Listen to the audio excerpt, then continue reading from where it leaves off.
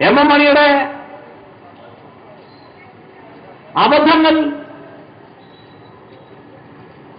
അത് പുതിയ തെളിവാണെന്ന് വ്യാഖ്യാനിക്കാമെങ്കിൽ സുലൈമാനി കേസിൽ സാക്ഷി പറഞ്ഞയാണ്, ഞാൻ സമ്മർദ്ദത്തിന് വിധേയനായാണ് സാക്ഷി പറഞ്ഞത്, ചാർലിയാണ് എന്നെ കൊണ്ടത് പറയിപ്പിച്ചത്, യഥാർത്ഥത്തിൽ ഇദ്ദേഹം ഉണ്ടായിരുന്നു എന്നെല്ലാമുള്ള വസ്തുതകൾ മുന്നോട്ട് വെക്കുമ്പോൾ, ആ പുതിയ വസ്തുതകൾ മുന്നോട്ട് വന്ന സാഹചര്യത്തിൽ അതിനെക്കുറിച്ച് അന്വേഷിക്കാൻ തയ്യാറാവണ്ടേ? എന്തേ അന്വേഷിക്കാൻ തയ്യാറാകാതിരുന്നത്?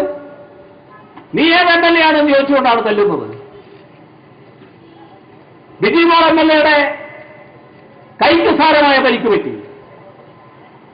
ഇതാണ് അവസ്ഥ. അതിനെക്കുറിച്ച് അന്വേഷിക്കാൻ ഗവൺമെന്റ് സന്നദ്ധമല്ല. തല്ലിയ പോലീസ് ഉദ്യോഗസ്ഥന്മാർക്കെതിരെ നടപടിയെടുക്കാൻ തയ്യാറല്ല. നടപടിയെടുക്കണമെന്ന് ആവശ്യപ്പെട്ടപ്പോ നടപടിക്ക് തയ്യാറല്ല. എന്താണ് ഈ ഗവൺമെന്റ് കാണുന്നത്?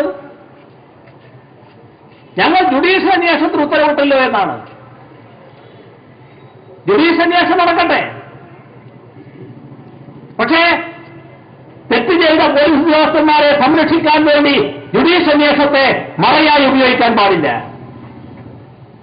അതാണ് ഇന്ന് ഗവൺമെന്റ് ചെയ്യുന്നത്.